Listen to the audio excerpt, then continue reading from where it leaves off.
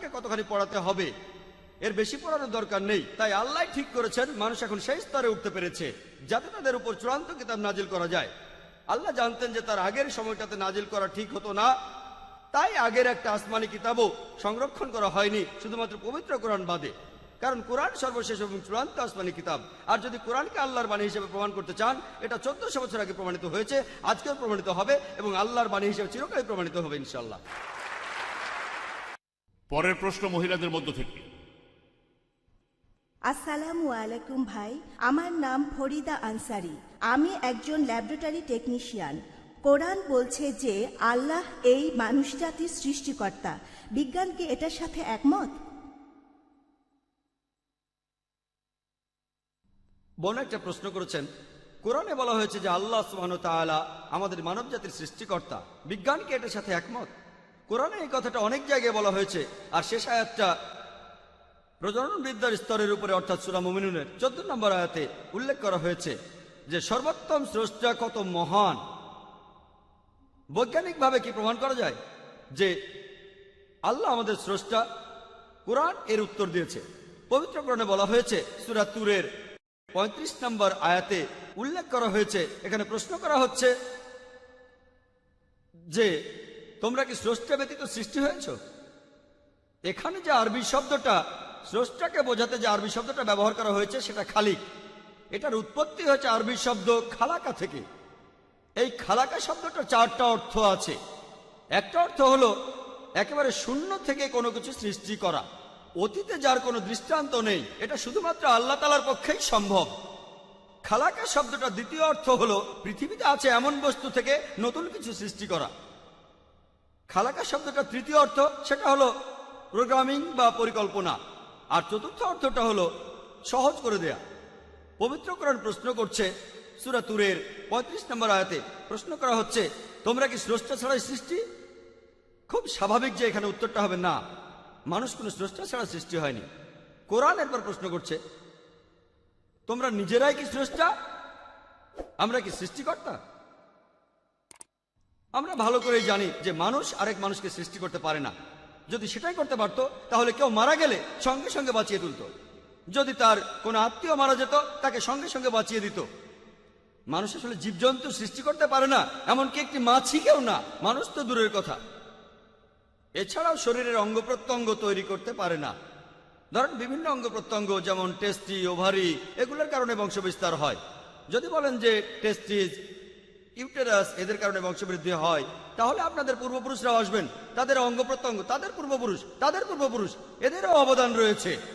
তাহলে এর উত্তর হবে না। কোরআন এরপরে প্রশ্ন করছে, সূরা ওয়াকিয়ার 58 নম্বর এবং 59 নম্বর আয়াতে প্রশ্ন করা হচ্ছে যে তোমরা কি ভাবিয়া দেখিয়াছ তোমাদের বীর্যপাত সম্বন্ধে? উহা কি তোমরা সৃষ্টি করো না আমি সৃষ্টি করি? আর এটাই স্বাভাবিক। কোরআন এখানে যেসব প্রশ্ন করছে সেগুলোর উত্তর হবে না। কেউ কেউ হয়তো বলবে এটা হঠাৎ করে হয়ে গেছে, আমরা হঠাৎ করে সৃষ্টি হয়েছি, প্রাকৃতিক বস্তু আমরা হঠাৎ করে সৃষ্টি হয়েছি। আসলে আমরা বৈজ্ঞানিকভাবে দেখি আমাদের পক্ষে হঠাৎ সৃষ্টি হওয়া সম্ভব কি না। প্রত্যেক জীবকোষের সবচেয়ে গুরুত্বপূর্ণ উপাদান হলো প্রোটিনের অণু। যে কোনো জীবকোষের সবচেয়ে গুরুত্বপূর্ণ একটা উপাদান। এই প্রোটিনের অণুর মধ্যে 5টা উপাদান থাকে: কার্বন, নাইট্রোজেন, অক্সিজেন, হাইড্রোজেন আর সালফার। এছাড়া একটা অণু তৈরি করতে গেলে হাজার হাজার পরমাণুর প্রয়োজন হয়। এখানে একটা অণুর 5টা উপাদান আছে: কার্বন, নাইট্রোজেন, অক্সিজেন, হাইড্রোজেন এবং সালফার। হাজার হাজার পরমাণু নিয়ে একটি প্রোটিন অণু গঠিত হয়। আর পৃথিবীতে আনুমানিকভাবে 92টি স্বাধীন উপাদান। এখন এই 92টি উপাদানের মধ্যে 5টা মিলে একটি অণু গঠন করবে, আর এটার মধ্যে হাজার হাজার পরমাণু আছে, এগুলো মিলেই তৈরি হবে একটি প্রোটিনের অণু। এটার সম্ভাবনা হিসাব করেছেন ফ্র্যাঙ্ক এলিয়েন। তার মতে এই সম্ভাবনা হলো 1/10⁻160। এই 1/10⁻160 সমান কত জানেন? যদি আমি বলি 1/10⁻2, 10⁻2 মানে 100, 2টা শূন্য, 1/100, এখানে সম্ভাবনা 1%। যদি আমি বলি 1/10⁻3, তার মানে 1/1000, সেটা 0.1%। যদি আমি বলি 1/10⁴, তার মানে 1/10,000, অর্থাৎ 0.01%। তাহলে যখন হিসাব করবেন 1/10⁻160, তার মানে 0.00000, প্রথমে 157টা শূন্য, তারপর 1। আর অঙ্কের থিওরি বলে যদি কোনো সংখ্যা 1/10⁻50 হয় তখন তাকে শূন্য বলা হয়। এরপরে এখানে বলা হয়েছে মাত্র একটা অণু নিয়ে, আর যে উপাদানগুলো দরকার একটা প্রোটিনের অণু তৈরি করতে সেটার হিসাব করেছেন আরেকজন, চার্লস গাই, যে সেক্ষেত্রে লক্ষ কোটি উপাদানের প্রয়োজন হবে আমাদের গ্যালাক্সির মতো বড়। লক্ষ লক্ষ গ্যালাক্সি প্রয়োজন হবে শুধু একটা প্রোটিনের অণু তৈরি করতে। আর এখানে চার্লস গাই প্রয়োজনের সময়টাও হিসাব করেছিলেন। এখন মাত্র একটা প্রোটিনের অণু তৈরি করতে সময় লাগবে 10⁻263 বছর। এটা কত বড় জানেন? 100,000,000,263 শূন্য। এই সময় লাগবে একটা প্রোটিনের অণু তৈরি করতে। আপনারা কি জানেন একটা কোষের মধ্যে কতগুলো প্রোটিনের অণু আছে? আর এছাড়াও কোষের মধ্যে কতগুলো অন্যান্য অণু আছে? আর একজন মানুষের শরীরে কতগুলো কোষ আছে? যখন কোনো শিশু জন্মায় তখন তার শরীরে 600 কোটিরও বেশি কোষ থাকে। ডাক্তাররা এটা বলে থাকেন 600 কোটি। একটা প্রোটিনের অণু তৈরি হওয়ার সম্ভাবনা 1/10⁻160, আর এখানে সময় লাগবে 10⁻263 বছর। তাহলে 600 কোটি কোষ একটা শিশুর জন্য, চিন্তা করেন। আর কতজন মহিলা গর্ভবতী? একই সাথে লক্ষ লক্ষ মহিলা গর্ভবতী। আর সময় লাগে মাত্র 9 মাস। হঠাৎ করে মিলে যাওয়ার সম্ভাবনা 000, কোনো সম্ভাবনাই নেই। এই সৃষ্টি হঠাৎ করে হতে পারে না, অবশ্যই কেউ একজন সবকিছু তৈরি করছেন। বিজ্ঞান আমাদের বলে যে কেউ একজন অবশ্যই আছে, কোনো অতিপ্রাকৃত শক্তি। তাই আমি আগেই বলেছি যে বিজ্ঞান ঈশ্বরকে বাতিল করছে না, ঈশ্বরের কিছু ধারণাকে বাতিল করছে। লা ইলাহা ইল্লাল্লাহ। আশা করি উত্তরটা পেয়েছেন।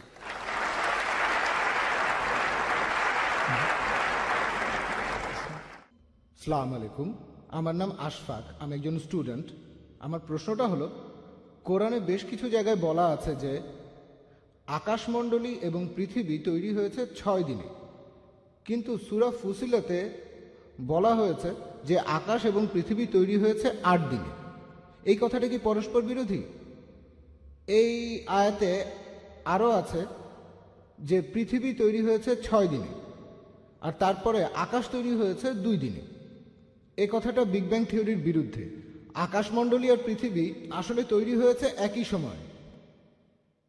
ভাই, খুব গুরুত্বপূর্ণ একটা প্রশ্ন করেছেন। কোরআন বলছে আকাশমণ্ডলী ও পৃথিবী 6 দিনে সৃষ্টি হয়েছে, আর সূরা ফুসিলাতে বলছে 8 দিন। এটা কি পরস্পর বিরোধী? আর এটা কি বিগ ব্যাং থিওরির বিপক্ষে যায় কিনা? আমি আপনার সাথে একমত যে কোরআন অনেক জায়গায় বলেছে আকাশমণ্ডলী ও পৃথিবী 6 দিনে সৃষ্টি হয়েছে। অনেক জায়গায় সূরা আরাবের 54 নম্বর আয়াতে এই কথা বলা হয়েছে। তারপর সূরা ইউনুসের 3 নম্বর আয়াতে উল্লেখ করা হয়েছে, সূরা হুদের 7 নম্বর আয়াতে উল্লেখ করা হয়েছে, সূরা ফুরকানের 59 নম্বর আয়াতে এই কথা বলা হয়েছে, সূরা সাজদার 4 নম্বর আয়াতে এই কথা বলা হয়েছে, আর সূরা হাদিদের 4 নম্বর আয়াতে এই কথা বলা হয়েছে। এমনকি অনেক জায়গায় পবিত্র কোরআন বলছে যে আকাশমণ্ডলী আর পৃথিবী তিনি সৃষ্টি করেছেন 6 দিনে। এটা পার্থিব দিন নয়, এটা হলো ইয়াম, খুব লম্বা একটা সময়কাল। এই কথার ব্যাপারে আমার আপত্তি নেই। আর আমি এ ব্যাপারে একমত যে পবিত্র কোরআনে আকাশমণ্ডলী আর পৃথিবীর সৃষ্টির কথা বলা হয়েছে। সূরা ফুসিলাতে আপনি এখানে যে আয়াতের কথা বলেছেন সেটা হলো 9 থেকে 12 নম্বর আয়াত। বলা হচ্ছে যে তাহাকে কি অস্বীকার করিবেই যিনি এই পৃথিবী সৃষ্টি করিয়াছেন 2 দিনে? তোমরা কি তাহার সমকক্ষ দাঁড় করাইতেছ? তোমরা কি কাউকে তাহার শরীক করিতেছ? তিনি তো জগৎসমূহের প্রতিপালক। 10 নম্বর আয়াতে আছে তিনি ভূপৃষ্ঠে স্থাপন করিয়াছেন অটল পর্বতমালা এবং পৃথিবীতে খাদ্যের ব্যবস্থা করিয়াছেন 4 দিনে। 11 নম্বর আয়াতে বলা হচ্ছে অতঃপর তিনি আকাশের দিকে মনোনিবেশ করিলেন, যাহা ছিল ধূম্র বিশেষ। অতঃপর তিনি উহাকে এবং পৃথিবীকে বলিলেন, তোমরা উভয় আসো ইচ্ছায় অথবা অনিচ্ছায়। উহারা বলিল, আমরা আসিলাম সম্পূর্ণরূপে অনুগত হইয়া। তিনি ইহা করেন 2 দিনে। তাই আপনি যদি পড়েন চিন্তা না করেই 2 + 4 + 2 = 8 দিন। কোরআন এই আয়াতগুলোর শুরুতেই উত্তর দিয়েছে। এখানে বলা হয়েছে যে যারা এর মধ্যে ভুল খুঁজতে যাবে তারা হবে সেই লোকগুলো সমান যারা অন্য কাউকে আল্লাহর শরীক করে। আল্লাহ সুবহানাহু ওয়া তাআলা জানতেন যে কিছু লোক থাকবে যারা কোরআনের এই আয়াতগুলোর ভুল বের করার চেষ্টা করবে, তারা হবে মুশরিক। আর এখন খ্রিস্টান মিশনারিরা এই আয়াতটা মুসলমানদের বিরুদ্ধে প্রয়োগ করে। যদি আশেপাশে দেখেন, আমি অনেক দেশে গিয়েছি, এই প্রশ্নটা আমাকে শেখানো করা হয়েছিল। খ্রিস্টান মিশনারিরা তারা এই প্রশ্ন করেছে। কোরআন বলেছে আগে থেকেই যে লোকে এই প্রশ্নটা করবে, আর এই লোকগুলো তারা যারা অন্য কাউকে আল্লাহর সাথে শরীক করে। এখন দেখা যাক, এখানে প্রথম দুটো আয়াত মানে সূরা ফুসিলাতের 9 নম্বর ও 10 নম্বর আয়াতে বলছে যে পৃথিবী সৃষ্টি হয়েছে 2 দিনে, তারপর পাহাড় পর্বত সেখানে বসানো হয়েছে, আর খাদ্যের ব্যবস্থা করা হয়েছে যথাযথভাবে 4 দিনে। তাহলে বলা হচ্ছে 2 দিনে পৃথিবী তৈরি হয়েছে, তারপর সেখানে পাহাড় পর্বত বসানো হয়েছে 4 দিনে, সব মিলিয়ে 6 দিন। তারপর 11 নম্বর আয়াতের প্রথম আরবি শব্দটা হলো সুম্মা। এখন এই আরবি শব্দ সুম্মা এর 3টা আলাদা অর্থ আছে। একটা হলো তারপর, আরেকটা হলো তখনই, আর অন্য আরেকটা হলো একই সাথে। আমি মেনে নিচ্ছি যে কোরআনের অনেক অনুবাদেই এই শব্দটাকে অনুবাদ করা হয়েছে তারপর। যদি সুম্মার অনুবাদ করেন তারপর, তাহলে কথাটা পরস্পর বিরোধী। অনুবাদ করেছে তারপর। আকাশমণ্ডলী সৃষ্টি হলো 2 দিনে, অর্থাৎ 2 + 4 + 2 = 8 দিন। তবে এখানে সঠিক অনুবাদ হবে, এখানে সুম্মা শব্দটার অনুবাদ হবে তখনই অথবা একই সাথে।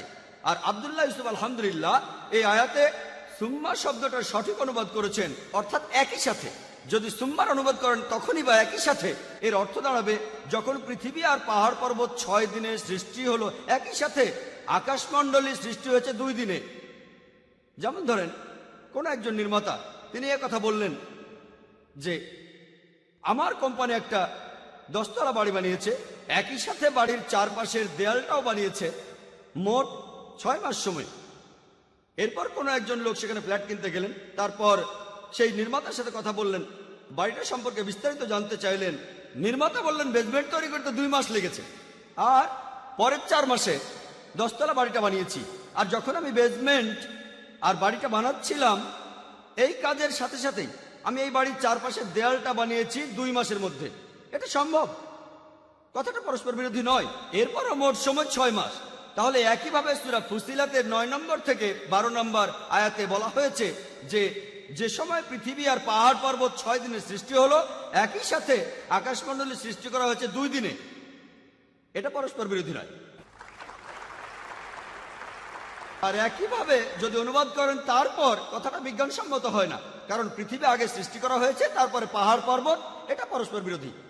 এছাড়াও পবিত্র কোরআনে সূরা বাকারার 29 নম্বর আয়াতে বলা হয়েছে যে আল্লাহ পৃথিবী সৃষ্টি করেছেন সুম্মা আকাশমণ্ডলী। তবে দুর্ভাগ্যজনকভাবে আব্দুল্লাহ ইউসুফ আলী এখানে সুম্মার অনুবাদ করেছেন তারপর। আর কোরআনে সূরা বাকারার 29 নম্বর আয়াতে তিনি সুম্মা শব্দের অনুবাদ করেছেন তারপর। আল্লাহ পৃথিবী সৃষ্টি করেছেন, তারপরে আকাশমণ্ডলী, তখন এটা পরস্পর বিরোধী। এখানে সুম্মা শব্দটা সঠিক অনুবাদ হবে তখনই বা একই সাথে। যদি অনুবাদ করেন একই সাথে, তাহলে কথাটা পরস্পর বিরোধী নয়, কারণ বিজ্ঞানের থিওরি আমাদের বলে যে আকাশ আর পৃথিবী একই সাথে সৃষ্টি হয়েছে। আর সেজন্যই কোরআনে, পবিত্র কোরআনে অনেক জায়গায় আছে আমি আকাশমণ্ডলী ও পৃথিবী তৈরি করলাম, আরেক জায়গায় বলা হচ্ছে আমি পৃথিবী ও আকাশ তৈরি করলাম। সবশেষে আমি পবিত্র কোরআনে সূরা আম্বিয়া 30 নম্বর আয়াতের কথাটা উল্লেখ করছি। আওয়ালাম ইয়ারাল্লাযীনা কাফারু আন্না সামাওয়াতি ওয়াল আরদা কানাত রাতকান ফাতাকনাহুমা। অবিশ্বাসীরা কি ভাবিয়া দেখে না আকাশমণ্ডলী ও পৃথিবী মিশিয়া ছিল, আমি উভয়কে পৃথক করিলাম। আমি ফারজানা মোল্লা। আমার প্রশ্নটা হলো মানুষের অর্থাৎ হোমোস্যাপিয়েন্সের বিবর্তন নিয়ে কথা বলছি। চার্লস ডারউইনের থিওরি, বিজ্ঞান এখানে ব্যাখ্যা দিচ্ছে যে প্রাকৃতিক নির্বাচনের কারণেই আজকে এই মানুষ জাতির সৃষ্টি হয়েছে। এখন ইসলামী বিশ্বাসের সাথে এই মতবাদটা পরস্পর বিরোধী হয়ে যাচ্ছে যে আমরা সবাই আদম আলাইহিস সালামের সন্তান। এখন এটা কিভাবে ব্যাখ্যা করা যায়? প্রশ্নটা খুবই গুরুত্বপূর্ণ। আমার কোনো বক্তৃতা, কোরআন ও আধুনিক বিজ্ঞান নিয়ে কোনো বক্তৃতা এই প্রশ্নটা ছাড়া সম্পূর্ণ হয় না। আমি এই বিষয়ে কথা বলেছি অনেক জায়গায়, কানাডায়, আমেরিকায়, ইংল্যান্ডে, সৌদি আরবে। কখনোই এই বিষয়টা সম্পূর্ণ হয় না, আর প্রশ্নোত্তর পর্ব সম্পূর্ণ হয় না এই প্রশ্নটা ছাড়া। অর্থাৎ theory of evolution.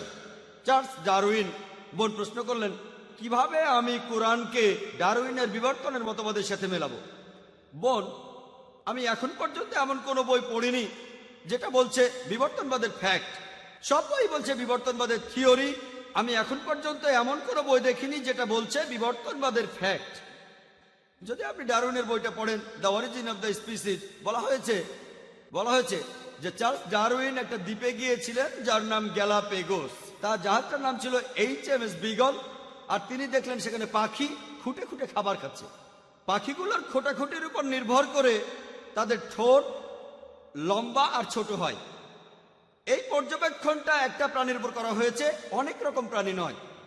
Charles Darwin তার বন্ধু থমাস থমটনকে একটা চিঠি লিখেছিলেন 1861 সালে যে আমি প্রাকৃতিক নির্বাচনে বিশ্বাস করি না। আপনিও এই শব্দটাই বললেন। আমি বিবর্তনবাদের থিওরিতে বিশ্বাস করি না, কারণ আমার কাছে কোনো প্রমাণ নেই। আমি শুধু এই জন্যই বিশ্বাস করছি কারণ এই থিওরির সাহায্যে আমি ব্যাখ্যা করতে পারবো, প্রজনন তত্ত্ব, শরীর তত্ত্ব ইত্যাদি ব্যাখ্যা দিতে পারবো। চার্লস ডারউইন নিজেই বলেছেন এখানে অনেক ফাঁক আছে। তিনিও একমত না, তিনি নিজেই বলেছেন এখানে অনেক ফাঁক আছে। আর দেখবেন ঠাট্টা করে কখনো বলা হয়, তুমি যদি ডারউইনের সময় পৃথিবীতে থাকতে থিওরিটা প্রমাণ হয়ে যেত। তাকে ঠাট্টা করে বলা হচ্ছে বাঁদরের মতো দেখতে। আমরাই ঠাট্টা করে থাকি। এখন এই থিওরি পৃথিবীর অনেক জায়গায় মনে করা হয় আসলে এটা সত্যি।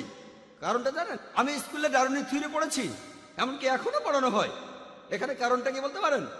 এখানে কারণটা হলো, আপনারা যদি চার্চগুলোকে খেয়াল করেন, চার্চগুলো আগে ছিল বিজ্ঞানের বিরুদ্ধে। আর আপনারা জানেন তারা গ্যালিলিওকে মৃত্যুদণ্ড দিয়েছিল। কেন? কারণ তিনি জ্যোতির্বিদ্যা সম্পর্কে এমন কথা বলেছিলেন যা বাইবেলের বিরুদ্ধে যায়, তাই তারা তাকে মৃত্যুদণ্ড দিয়েছিল। এখন পোপ ক্ষমা প্রার্থনা করেন। তাই চার্লস ডারউইন যে থিওরির কথা বললেন সেটা যখন বাইবেলের বিরুদ্ধে গেল, বিজ্ঞানীরা তারা এখানে কোনো প্রমাণ দেখতে চাইল না। আমার শত্রুর শত্রু আসলে আমার বন্ধু। তাই সব বিজ্ঞানী, তাদের বেশিরভাগ বিজ্ঞানী এই সমর্থনটা করেছে কারণ বাইবেলের বিরুদ্ধে গেছে, থিওরি সত্যের জন্য নয়। তারা সমর্থন করেছে কারণ এই থিওরিটা বাইবেলের বিরুদ্ধে গেছে। সবগুলো স্টেজের কথা বলা আছে বোন, সবগুলো স্টেজ। লুসি, 4 প্রকার হোমিনিড।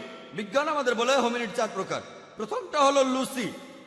এটার বৈজ্ঞানিক নাম হলো অস্ট্রালোপিথেকাস, যারা পৃথিবীতে ছিল 35 লক্ষ বছর আগে বরফ যুগে। তারপরে পৃথিবীতে আসলো হোমো হ্যাবিলিস, যারা পৃথিবীতে ছিল 5 লক্ষ বছর আগে। তারপর আসলো নিয়ানডার্থাল ম্যান, যারা ছিল 1 লক্ষ থেকে 40,000 বছর আগে। তারপর আসলো চতুর্থ স্টেজ, ক্রো-ম্যাগনন। এইসব স্টেজের সাথে ডারউইনের কোনো সম্পর্ক নেই। পিপি গ্রাসে বলেছেন 1971 সালে, যিনি চেয়ারম্যান ছিলেন ইভলিউশনারি স্টাডিজের প্যারিসে সোজার ইউনিভার্সিটিতে, তিনি বলেছেন এটা একেবারে অসম্ভব। শুধুমাত্র ফসিল দেখে পূর্বপুরুষ বের করা যায় না। আমি আপনাদের এখানে কয়েকশো বিজ্ঞানীর নাম বলতে পারি, নোবেল বিজয়ীদের নাম, যারা ডারউইনের থিওরির বিরুদ্ধে। অনেকেই আপনারা হয়তো জানেন স্যার অ্যালবার্ট জর্জি, যিনি নোবেল পেয়েছিলেন ভিটামিন সি আবিষ্কারের জন্য। তিনি একটা বই লিখেছিলেন, দ্য কেভিএফ অ্যান্ড ম্যান, ডারউইনের থিওরির বিরুদ্ধে। এরপর আপনি যদি স্যার ফ্রেড হোয়েলের বই পড়েন, তিনি সেখানে ডারউইনের থিওরির বিরুদ্ধে কথা বলেছেন। যদি আপনি রবার্ট অ্যালবার্টের নাম শোনেন, তিনি নতুন একটা বিবর্তনের থিওরি লিখেছেন ডারউইনের থিওরির বিরুদ্ধে। এটা চিন্তা করা যায় না, কল্পনা করা যায় না যে মানুষ এসেছে বাঁদর থেকে। যদি আপনারা স্যার স্যালসবেরির নাম শোনেন, একজন জীববিজ্ঞানী, তিনি বলেছেন এই ডারউইনের থিওরি বিশ্বাস করাটা খুবই অযৌক্তিক। যদি হোয়াইট মিটের নাম শোনেন, স্যার হোয়াইট মিট, তিনিও ডারউইনের থিওরির বিরুদ্ধে বই লিখেছেন। তিনিও একজন জীববিজ্ঞানী। আমি কয়েকশো জনের নাম বলতে পারি। আজকের দিনেও এটা স্কুলে পড়ানো হয়। কেন সেটা আমি আগে বলেছি। মিডিয়া তাদের হাতে, এছাড়া এখানে আর কোনো প্রমাণ নেই। এখানে অবশ্য কিছু প্রমাণ আছে একেবারে নিচু স্তরে, যেমন অ্যামিবা।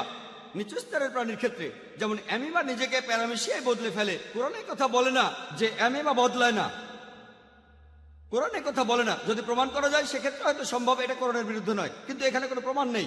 লোকে মলিকিউলার বায়োলজি থিওরির কথা বলে, জেনেটিক কোডিং এর কথা বলে। হ্যান্সিস ক্রেগের মত অনুযায়ী, যিনি এই ব্যাপারে একজন বিশেষজ্ঞ, তিনি বলেছেন এটা অকল্পনীয়। যদি আবারও আপনি হিসাব করেন সেই প্রবাবিলিটি যে একটা ডিএনএ, সেটা দিয়েই বাঁদর থেকে মানুষ হয়েছে, এটাও শূন্য হবে। যদি আমি আবার হিসাব করি আপনারা শুধু বিরক্তই হবেন। আপনাদের একটা প্রোটিন অণুর হিসাব দেখিয়েছিলাম, হিসাবটা এরকম হবে, একটা ডিএনএ। এটা আসলে কোনোভাবেই সম্ভব নয়।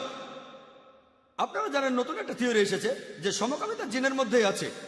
আমি খবরটা পড়েছিলাম টাইমস অফ ইন্ডিয়ায়। আমি ভেবেছিলাম এবারে আমি যখন রবিবারে আবার আমার পরের লেকচারটা দেব, আমাকে এই প্রশ্নটা তখন করা হবে, যদি সমকামিতা জিনের মধ্যেই থাকে আল্লাহ আমাদের কেন দোষ দেবেন? কোরআন সমকামিতার বিরুদ্ধে কথা বলেছে। আমি বললাম যে এটা আসলে থিওরি, অপেক্ষা করুন প্রমাণিত হোক, এখনই মন্তব্য করবেন না। এরপর মাত্র কয়েক মাস পরেই দেখা গেল এই থিওরিটা ভুল প্রমাণিত হলো। আর যে লোক এই থিওরির কথা বলেছিল যে সমকামিতার জিনেই আছে, সে নিজেই একজন সমকামী। সেজন্যই বলেছি আমি কথা বলবো বিজ্ঞানের প্রতিষ্ঠিত সত্য নিয়ে, থিওরি আর অনুমান নিয়ে নয়। ডারউইনের থিওরি প্রমাণিত কিছু নয়। আমরা মানুষরা বাদর থেকে আসিনি। অনেক বিজ্ঞানী এই থিওরির বিরুদ্ধে কথা বলেন, আর পবিত্র কোরআনের বিরুদ্ধে কথা বলেছে। কোরআন বলছে প্রথম মানুষ হলেন আদম আলাইহিস সালাম। ইনশাল্লাহ আমরা এটা আবিষ্কার করব, হয়তো 100 বছর পরে বা 1000 বছর পরে। এটা নিয়ে গবেষণা হচ্ছে যে মানুষ জাতি একটা যুগল থেকে তৈরি হয়েছে কিনা। তবে এটা শুধু থিওরি। এটা কোরআনের আয়াতও আছে যে মানুষ জাতি তৈরি হয়েছে একটি যুগল থেকে, পুরুষ ও নারী। এটা শুধুই থিওরি, তাই এটার কথা আমার লেকচারে বলিনি।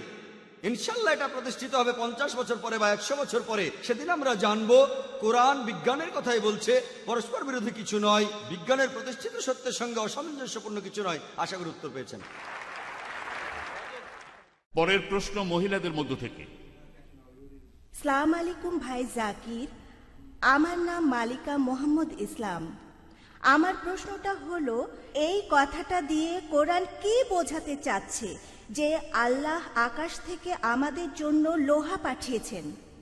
বোন, আপনি প্রশ্ন করেছেন পবিত্র কোরআনের এই আয়াত দিয়ে কি বোঝানো হচ্ছে যে আল্লাহ আমাদের জন্য লোহা পাঠিয়েছেন। আপনি পবিত্র কোরআনের যে আয়াতটার কথা বলেছেন সেটা হলো সূরা হাদিদের 25 নম্বর আয়াত।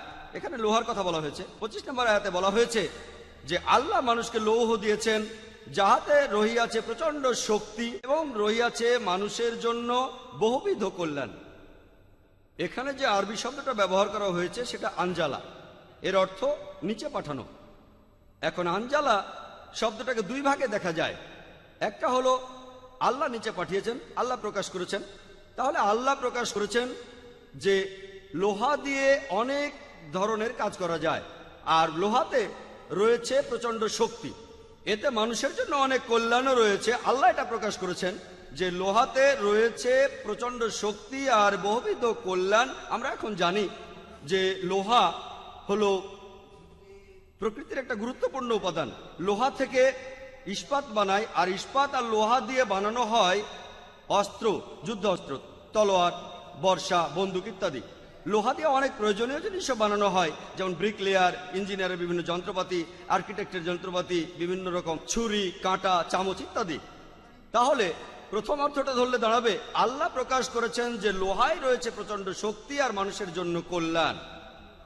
অন্য কথায় যদি আয়াতটার শব্দার্থ ধরেন যে আল্লাহ লোহা পাঠিয়েছেন, আকাশ থেকে নিচে পাঠিয়েছেন, এই আয়াতটা দেখানো হয়েছিল প্রফেসর আর্মস্ট্রংকে।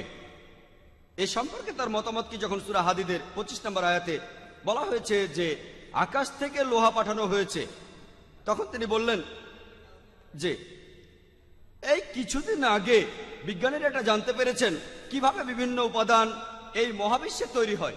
আর তারা বলেছেন যে লোহার একটা অণু তৈরি হতে যে পরিমাণ শক্তির প্রয়োজন হয় সেটা এত বিশাল যে এই পুরো সৌরজগতের শক্তিতেও সেটা সম্ভব না। একটা হিসাব করা হয়েছে যে সূর্যের যে শক্তি তার 4 গুণ শক্তি লাগবে লোহার একটা অণু তৈরি করতে। চাঁদের শক্তি লাগবে, নক্ষত্র, সূর্য, আর এর পাশাপাশি গ্রহগুলোর শক্তি, শুধুমাত্র এই সৌরজগতের যাবতীয় শক্তি, চাঁদের শক্তি, সূর্যের শক্তি, এই সব শক্তি একসাথে মিলিয়েও লোহার একটা অণু তৈরি করা যাবে না। বিজ্ঞান এখন আমাদের বলে যে লোহা এসেছে পৃথিবীর বাইরে থেকে, অর্থাৎ কোরআনের এই আয়াতের শব্দগত অর্থ যদি ধরেন যে লোহা এই পৃথিবীতে এসেছে আকাশ থেকে। আসসালামু আলাইকুম, আমি আব্দুস সামি, আমি স্টুডেন্ট। কোরআনে বলা হয়েছে যে অবিশ্বাসীদের হৃদয় বন্ধ করা আছে, কিন্তু বিজ্ঞান আমাদের বলে মানুষের ব্রেইন চিন্তা করে, হৃদয় না। এটা একটু ব্যাখ্যা করেন প্লিজ।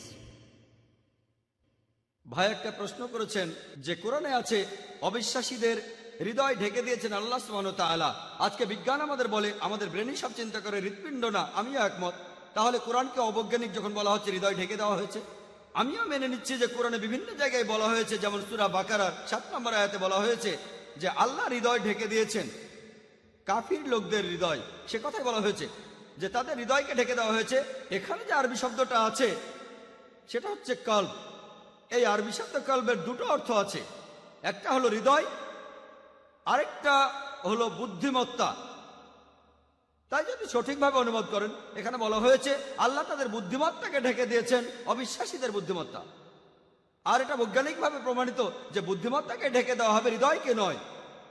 তবে একজন শ্রোতা আমাকে প্রশ্ন করেছিল, ভাই জাকির, আমি মেনে নিলাম যে কল্ব মানে হৃদয় আর বুদ্ধিমত্তাও হতে পারে, কিন্তু একটা আয়াতে বলা হয়েছে যে বুকের পেছনে হৃদয় থাকে। তাহলে এখানে আপনি কি উত্তর দেবেন? সেই লোক কোরআনের একটা আয়াত বলেছিল, সূরা হাজের 46 নম্বর আয়াতে উল্লেখ করা আছে, বলা হয়েছে যে চক্ষু তো অন্ধ নয়, বরং তাহাদের বক্ষের পশ্চাতে যে হৃদয় রহিয়াছে উহাই অন্ধ। তাহলে কোরআন বলছে যে চোখ আসলে অন্ধ নয়, তাহাদের বুকের ভেতরে যে হৃদয় আছে সেটাই অন্ধ।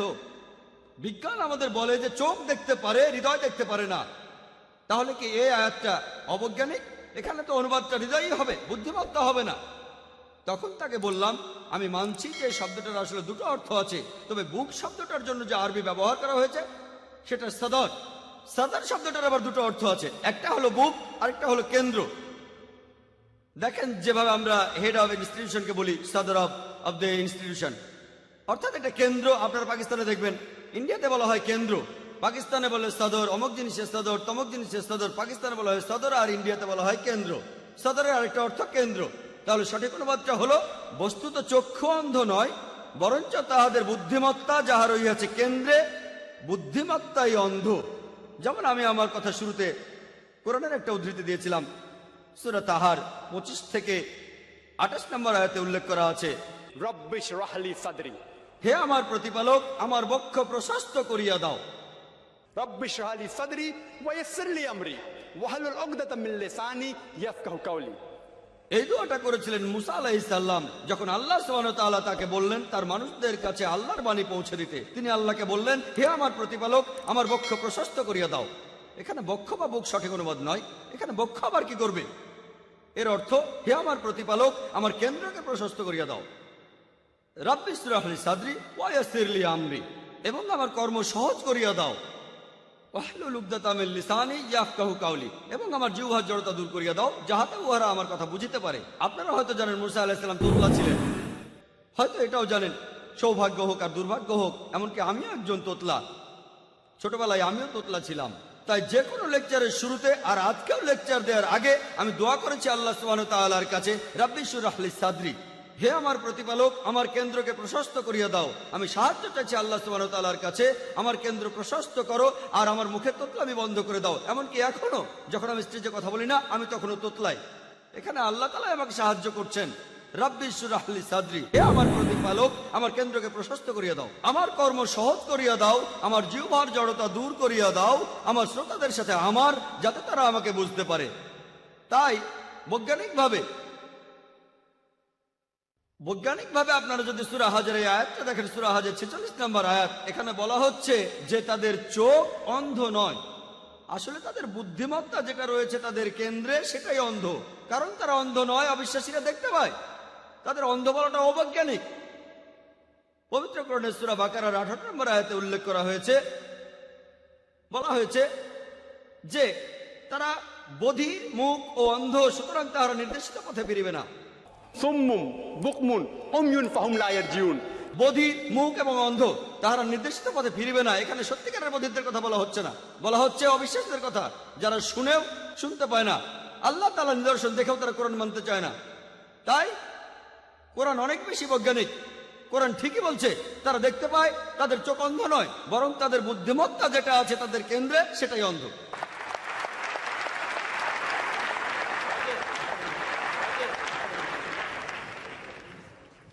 এবারের প্রশ্ন বাম দিকের মাইক থেকে। আসসালামু আলাইকুম, উপস্থিত সবাইকে আমার শুভেচ্ছা। আমার নাম কলিম শাহ, ইন্টেরিয়ার ডিজাইনের কাজ করি মুম্বাইতে। কোরআনে প্রজনন তত্ত্ব নিয়ে একেবারে বিস্তারিত বলা হয়েছে। আর আমাদের পূর্বপুরুষ হজরত আদম আলাইহিসসালাম, এখন এই কথাটা কি পরস্পর বিরোধী যে ঈসা আলাইহিসসালাম কোনো বাবা ছাড়াই জন্মেছিলেন? এখানে বৈজ্ঞানিক ব্যাখ্যাটা কি? ভাই একটা প্রশ্ন করেছেন যে কেমন করে বৈজ্ঞানিকভাবে প্রমাণ করব যে ঈসা আলাইহিসসালাম কোনো বাবা ছাড়াই জন্মেছিলেন, পুরুষের হস্তক্ষেপ ছাড়াই। ভাই আমি আগেও বলেছি, অলৌকিক কিছু হলো একটা অস্বাভাবিক ঘটনা, যে ঘটনাকে আমরা মানুষরা ব্যাখ্যা দিতে পারি না। এই অস্বাভাবিক ঘটনার পেছনে রয়েছে কোনো অতি প্রাকৃত শক্তি, আমাদের সৃষ্টিকর্তা। যে অলৌকিক ঘটনাগুলো আগে ঘটেছিল বেশিরভাগই এখনকার দিনে আমরা পরীক্ষা করে দেখতে পারবো না, কারণ আমরা অতীতে ফিরে যেতে পারবো না, অতীতে যেতে পারবো না।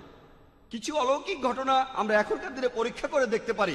আল্লাহ সুবহানাহু ওয়া তাআলার সকল নবী এবং রাসূল যারা মুহাম্মদ সাল্লাল্লাহু আলাইহি সাল্লামের আগে এসেছিলেন, তাদের একটা নির্দিষ্ট জাতির জন্য পাঠানো হয়েছিল, তাদের লোকদের জন্য। আর সেই নির্দেশগুলো ছিল নির্দিষ্ট সময়ের জন্য। তাই সেই অলৌকিক ঘটনা ছিল নির্দিষ্ট সময়ের জন্য। আর এই অলৌকিক ঘটনাতে সেই মানুষগুলো সন্তুষ্ট। এই অলৌকিক ঘটনা যখন বলা হচ্ছে যে যীশু খ্রিস্ট জন্মেছিলেন কোন রকম বাবা ছাড়াই, অবিশ্বাসীরা এতে সন্তুষ্ট হবে না। কেন? কারণ ব্যাপারটা সে সময়ে গিয়ে পরীক্ষার উপায় নেই। কারণ সকল নবী রাসূল যারা মুহাম্মদ সাল্লাল্লাহু আলাইহি সাল্লামের আগে এসেছিলেন, তারা নির্দিষ্ট একটা সময়ের জন্য এসেছিলেন, চিরদিনের জন্য নয়। তবে হযরত মুহাম্মদ সাল্লাল্লাহু আলাইহি সাল্লাম তিনি আল্লাহ সুবহানাহু ওয়া তাআলার একজন রাসূল, তিনি সর্বশেষ আর চূড়ান্ত নবী। তিনি শুধুমাত্র মুসলমান বা আরবদের জন্য আসেননি, পৃথিবীতে এসেছিলেন পুরো মানব জাতির জন্য। আর তার নির্দেশগুলিও চিরদিনের জন্য। তাই এই অলৌকিক তিনি এই পবিত্র কোরআন রেখে গিয়েছেন। এই কোরআন আজকের দিনেও পরীক্ষা করা যায়, এটা চিরকালের জন্য অলৌকিক। মুহাম্মদ সাল্লাল্লাহু আলাইহি সাল্লাম এছাড়াও আরো কয়েকশো অলৌকিক ঘটনা দেখিয়েছেন।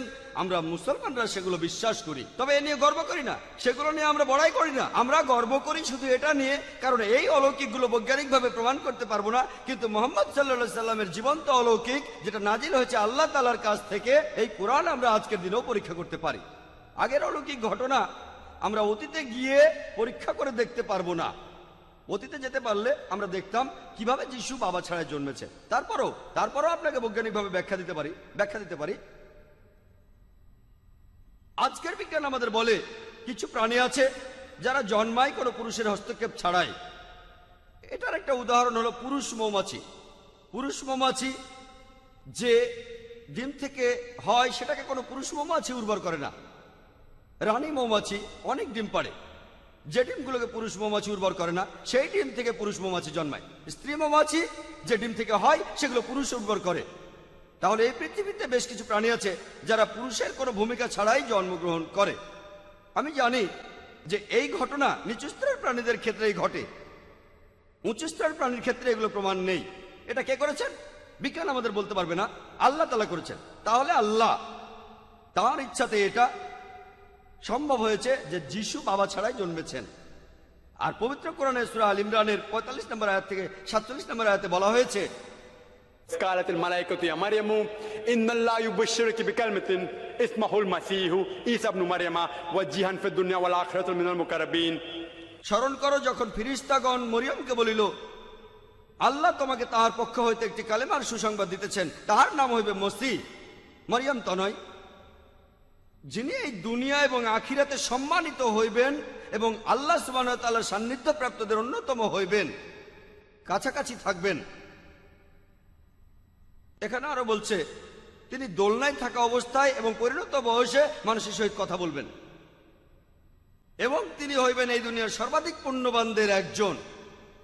মরিয়ম আলাইহিস সালাম প্রশ্ন করলেন, কোন পুরুষের স্পর্শ ছাড়া কিভাবে আমার সন্তান হইবে? তখন উত্তর এলো, إذا قضى أمرا فإنما يقول له كن فيكون। আল্লাহ যখন স্থির করেন তখন বলেন হও এবং উহা হইয়া যায়। আমি আপনাকে একটা বৈজ্ঞানিক ব্যাখ্যা দিলাম।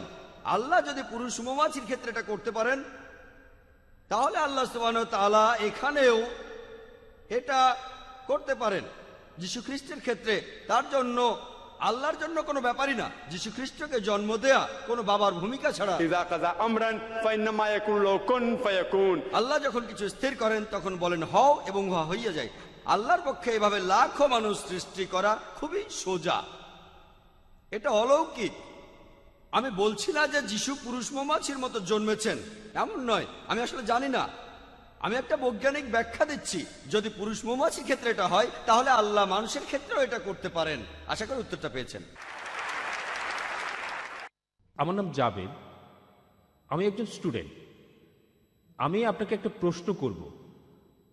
পবিত্র কোরআনে এক জায়গায় বলা আছে মানুষ সৃষ্টি হয়েছে শুক্রবিন্দু থেকে, যে কথাটার সাথে আধুনিক বিজ্ঞানও একমত।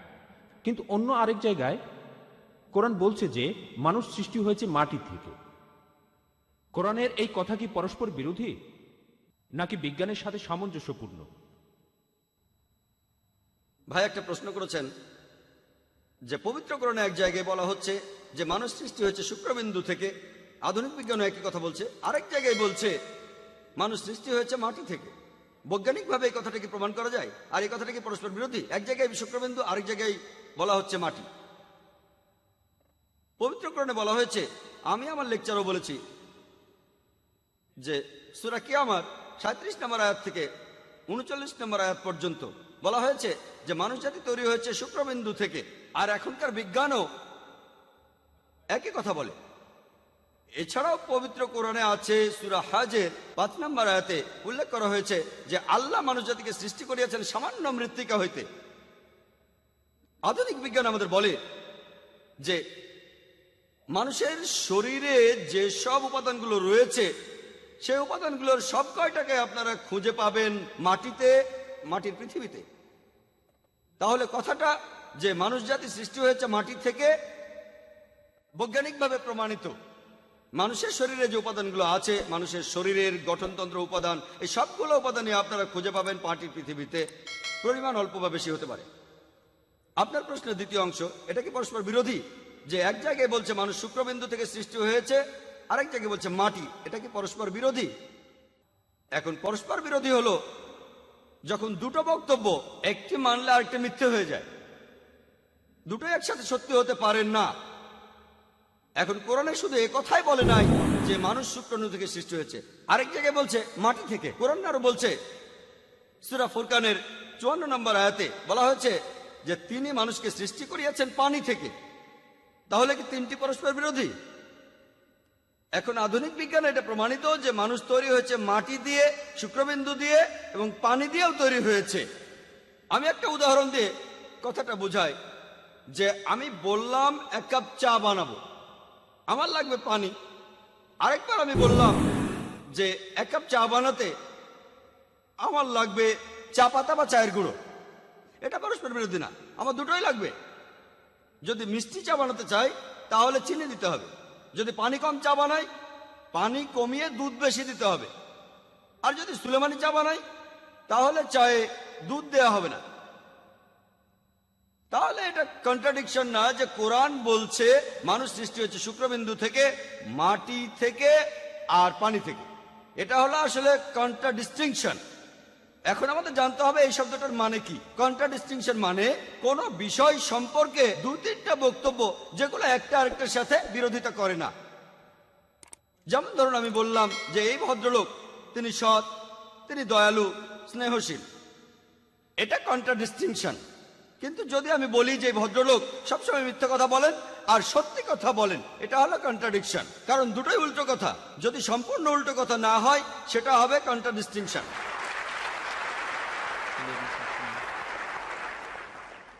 আসসালামু আলাইকুম ভাই জাকির, আমার নাম সানিয়া, আমি ইসলাম ধর্ম গ্রহণ করেছি। এখন প্রশ্ন হলো, আপনি আপনার লেকচারে কোরআনের বিভিন্ন কথা বলেছেন যেগুলো বৈজ্ঞানিকভাবে প্রতিষ্ঠিত। এমন কোনো আয়াতের কথা কি আপনি বলতে পারবেন যেগুলোর ব্যাপারে বিজ্ঞান এখনো নিশ্চিত হতে পারেনি? বোন, আপনি প্রশ্ন করেছেন যে আমি আমার লেকচারে বলেছি সেই বৈজ্ঞানিক কথাগুলো যেগুলো এখন প্রতিষ্ঠিত সত্য। পবিত্র কোরআনের বিভিন্ন আয়াতের কথা, আমি পবিত্র কোরআনের কিছু আয়াতের কথা বলতে পারি যেগুলো বৈজ্ঞানিকভাবে প্রমাণিত নয়। যেমন ধরুন পবিত্র কোরআনে সূরা শুরার 29 নম্বর আয়াতে উল্লেখ করা হয়েছে, বলা হয়েছে আল্লাহ এই আকাশমণ্ডলীয় পৃথিবী সৃষ্টি করিয়াছেন এবং এই দুয়ের মধ্যে তিনি সকল জীবজন্তু ছড়াইয়া দিয়েছেন। কোরআন বলছে এই পৃথিবীর বাইরেও জীবজন্তু আছে। আল্লাহ জীবজন্তু ছড়িয়ে দিয়েছেন আকাশমণ্ডল ও পৃথিবীর মাঝে। এমন বৈজ্ঞানিক প্রমাণ নেই, বিজ্ঞানে এটা প্রতিষ্ঠিত নয় যে পৃথিবীর বাইরেও জীবন আছে। কিছুদিন হলো আমরা এখন রকেট পাঠাচ্ছি, বিভিন্ন গ্রহে স্পেসশিপ পাঠাচ্ছি, স্যাটেলাইট রয়েছে ইত্যাদি। আর মাত্র কয়েক মাস আগে খবরের কাগজে এসেছে যে মঙ্গল গ্রহে কিছু জিনিস পাওয়া গেছে যাতে প্রমাণ করা যায় মঙ্গল গ্রহে জীবন থাকতে পারে। আর এই সম্ভবত গত পরশুদিনের টাইমস অফ ইন্ডিয়ার খবরটা এসেছিল যে চাঁদে বিজ্ঞানীরা পানি খুঁজে পেয়েছে। হয়তো কোনো ধূমকেতু পড়েছিল, তারপর গর্ত তৈরি হয়েছে আর সেখানে পানি জমে বরফ হয়ে গেছে। তাহলে ভবিষ্যতে গবেষণার জন্য সুবিধা হয়ে গেল। আমাদের পৃথিবী থেকে চাঁদে পানি নিয়ে যাওয়ার দরকার নেই, চাঁদের পানি পাওয়া যাবে আর সেই পানি ব্যবহার করা যাবে, আমাদের তাতে কোনো সমস্যাই হবে না। বিজ্ঞান বলছে যে এই সম্ভাবনাটাই বেশি যে এই পৃথিবীর বাইরে জীবন রয়েছে। তবে যেহেতু কোরআনে আছে আমি সেটা বিশ্বাস করি। হতে পারে 2-1 বছর পরে বিজ্ঞানীরা আবিষ্কার করলো যে পৃথিবীর বাইরে জীবন আছে, হতে পারে 50 বছর পরে। বর্তমানে বিজ্ঞানীরা তারা বিভিন্ন রকম মতবাদ দিয়েছেন যে পৃথিবী কিভাবে ধ্বংস হয়ে যাবে। কোনো কোনো বিজ্ঞানী এমন বলেছেন যে পাহাড় পর্বত সব ভেঙে পড়বে। কোনো বিজ্ঞানী বললেন পৃথিবী ধ্বংসের সময় পাহাড় পর্বত সব মসৃণ হয়ে যাবে। কেউ কেউ বললেন সমুদ্রের পানি ফুলে উঠবে। কেউ কেউ বললেন বিশ্বজগৎ ব্ল্যাক হোলের ভেতর ঢুকে যাবে। অনেক মতবাদ। পবিত্র কোরআনেও কিয়ামতের দিন সম্পর্কে বলা হয়েছে কিভাবে এই পৃথিবী ধ্বংস হবে। তার অনেক কথা বিজ্ঞানের থিওরির সাথে মিলে যায়। থিওরি প্রতিষ্ঠিত সত্য নয়। যেমন ধরুন পবিত্র কোরআনের সূরা আহকাফের 3 নম্বর আয়াতে উল্লেখ করা হয়েছে আল্লাহ এই আকাশমণ্ডলী ও পৃথিবী সৃষ্টি করেছেন একটি নির্দিষ্ট সময়ের জন্য। অর্থাৎ বলা হচ্ছে সবকিছুই একদিন ধ্বংস হয়ে যাবে। আর কোরআনে একথা অনেকবার বলা হয়েছে। যেমন ধরুন পবিত্র কোরআনের সূরা কিয়ামার 8 নম্বর আয়াত আর 9 নম্বর আয়াতে বলা হচ্ছে যে চন্দ্র তখন হইয়া পড়িবে জ্যোতিহীন, সূর্য ও চন্দ্রকে একত্রিত করা হইবে যখন বিশ্বজগৎ ধ্বংস হইবে। এরপরে সূরা তাকবীরের 1 থেকে 3 নম্বর আয়াত এবং 6 নম্বর আয়াতে উল্লেখ করা হয়েছে যে সূর্য তখন নিষ্প্রভ হইবে, নক্ষত্ররাজি খসিয়া পড়িবে, সমুদ্র তখন স্থিত হইবে, পর্বত সমূহকে চলমান করা হইবে। পবিত্র কোরআনে সূরা ইনফিতারের 1 নম্বর আয়াত থেকে 3 নম্বর আয়াতে বলা হচ্ছে যে আকাশ তখন বিদীর্ণ হইবে, নক্ষত্র খসিয়া পড়িবে, পর্বতমালা ভাঙ্গিয়া পড়িবে। পৃথিবী ধ্বংসের অনেকগুলো নিদর্শনের কথা বলা আছে। পবিত্র কোরআনের আয়াতে এই কথাগুলো বলা হয়েছে, এগুলোকে বিজ্ঞান এখনো প্রমাণ করতে পারেনি। যেমন ধরুন পবিত্র কোরআনে আরো আছে সূরা আম্বিয়ার 104 নম্বর আয়াতে উল্লেখ করা হয়েছে সেদিন আকাশমণ্ডলীকে গুটাইয়া ফেলিব, যেভাবে গুটানো হয় লিখিত দপ্তর। যেভাবে আমি প্রথম দিনের সূচনা করিয়াছিলাম সেইভাবে পুনরায় সৃষ্টি করিব। তাহলে কোরআন বলছে যে আবার নতুন করে সবকিছু সৃষ্টি হবে পৃথিবী ধ্বংস হওয়ার পর। বিজ্ঞানের ব্যাপারে কিছু জানে না।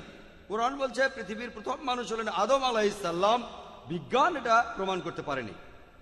কোরআন মানুষের আত্মার কথা বলছে, বিজ্ঞান এখনো প্রমাণ করতে পারেনি মানুষের আত্মা আছে।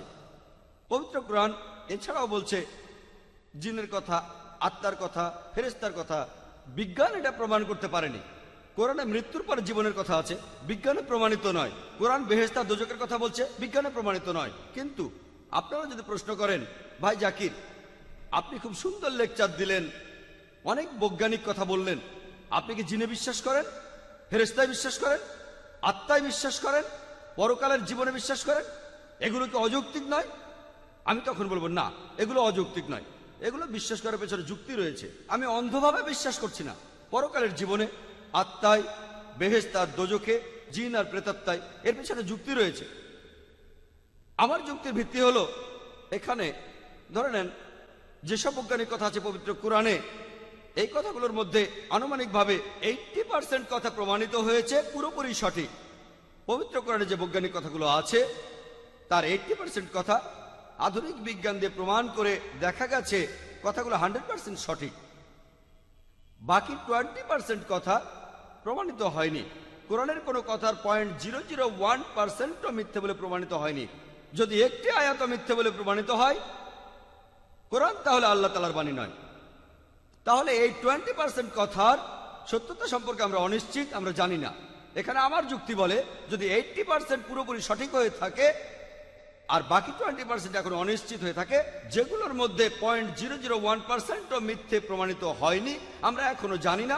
আমার যুক্তি বলে যখন 80% সঠিক, তখন বাকি 20% ইনশাআল্লাহ সঠিক হবে। এটা অন্ধবিশ্বাস নয়, যুক্তি দিয়ে বিশ্বাস।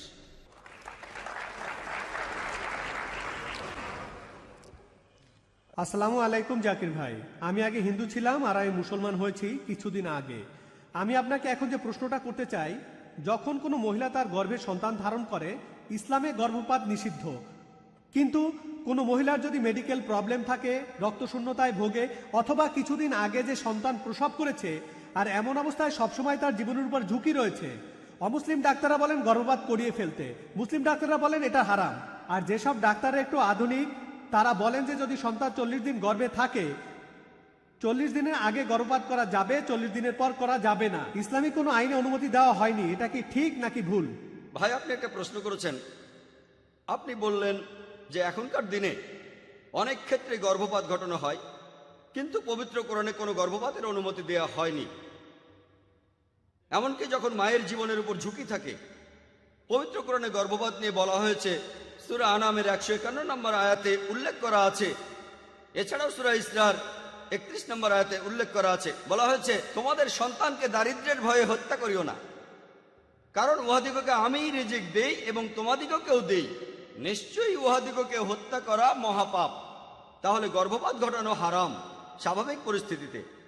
যেমন ধরুন, শূকরের মাংস হারাম, অ্যালকোহল হারাম, মৃত পশুর মাংস হারাম। তবে একই সাথে কোরআন বলছে 4টি আলাদা জায়গায়। সূরা বাকারার 173 নম্বর আয়াতে বলা হয়েছে, সূরা মাইদার 3 নম্বর আয়াতে বলা হয়েছে, সূরা আনামের 145 নম্বর আয়াতে বলা হয়েছে এবং সূরা নাহালের 115 নম্বর আয়াতে উল্লেখ করা হয়েছে। বলা হয়েছে যে যদি নিরুপায় হইয়া কেহ আল্লাহর নির্দেশ পালন না করে, আল্লাহ সেক্ষেত্রে ক্ষমাশীল।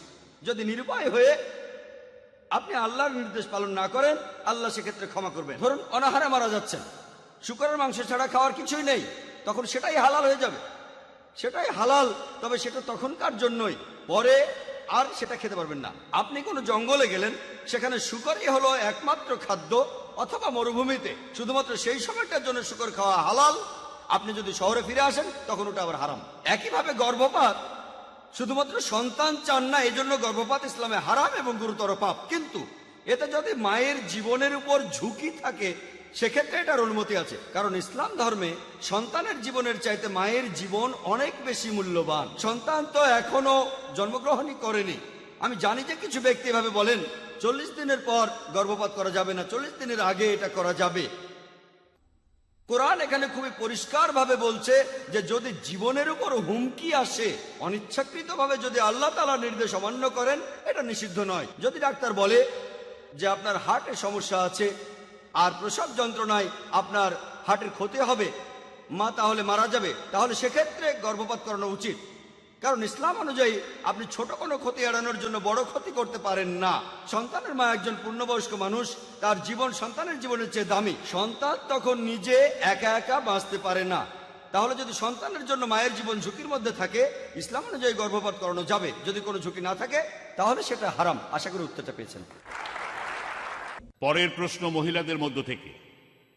আসসালামু আলাইকুম ভাই জাকির, আমার প্রশ্নটা হলো, যখন কোরআন নিজেই বিজ্ঞান সম্পর্কে এত কথা বলছে, তাহলে বিজ্ঞানের ক্ষেত্রে মুসলিমরা এত পিছিয়ে রয়েছে কেন?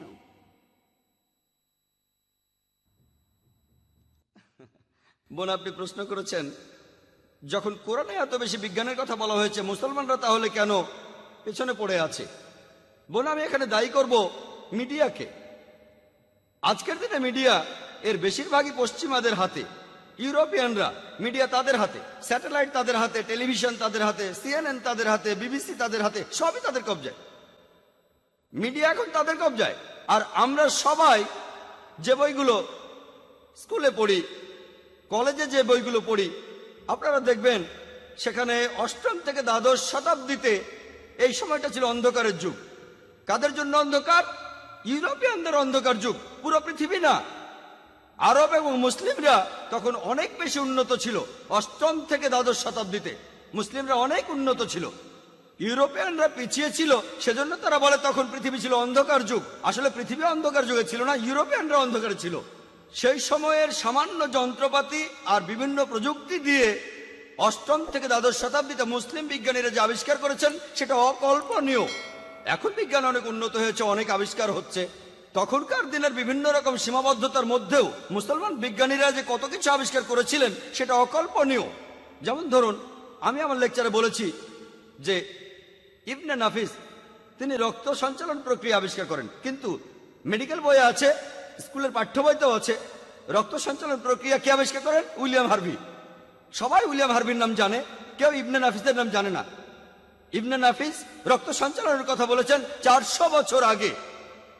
ইউরোপিয়ানরা পরবর্তীতে মুসলিমদের বইগুলো পড়েছে, তারপর সবাইকে বলেছে এটা তাদেরই আবিষ্কার। আপনারা যদি মুসলমানদের আবিষ্কারগুলো দেখেন, যেমন ধরেন আল ইদ্রিসি 1154 সালে তিনি প্রথম ব্যক্তি যিনি পৃথিবীর ম্যাপ আঁকেন, প্রথম পৃথিবীর ম্যাপ, প্রথম। ম্যাথমেটিক্স, মুসলমানরা ম্যাথমেটিক্সে অনেক উন্নত, আমরাই দশমিক পদ্ধতি চালু করেছি। আপনারা তো নম্বরগুলো জানেন, 1 2 3, এগুলো হলো আরবীয় সংখ্যা। এর বাদেও আরেকটা রোমান সংখ্যা আছে, এটাকে আরবীয় সংখ্যা বলা হয় কেন? কারণ আরবরাই এটা আবিষ্কার করেছে। দশমিক সংখ্যা আসলে আরবীয় সংখ্যা। প্রথম যে ব্যক্তি পিথাগোরাসের থিওরিটা প্রমাণ করেন তিনি আলতুসি। আমরা পিথাগোরাসের থিওরি জানি, কিন্তু আলতুসির নাম জানি না। তিনি প্রমাণ করেছেন যে অতিভুজের বর্গ সমান হলো অন্য দুই বাহুর বর্গের যোগফলের সমান। আল বিরুনি তিনি ছিলেন ত্রিকোণমিতির উপর একজন বিখ্যাত গণিতজ্ঞ। এরা সবাই খুবই বিখ্যাত। আল-খিন্দির নাম শুনতে পারেন। আল-খিন্দি ছিলেন একজন দার্শনিক, গণিতজ্ঞ এবং জ্যোতির্বিদ। যখন বিখ্যাত বিজ্ঞানী গ্যালিলিও নিউটন বলছেন পদার্থবিদ্যার সব সূত্রই পরম সূত্র, খিন্দি বলেছেন যে সব সূত্রই হচ্ছে আপেক্ষিক। আর এখন আমরা জানি আপেক্ষিকতাবাদের সূত্র প্রমাণ করেছেন অ্যালবার্ট আইনস্টাইন। কেউ আল-খিন্দির নাম জানে না। তিনি প্রথম ব্যক্তি যিনি আপেক্ষিক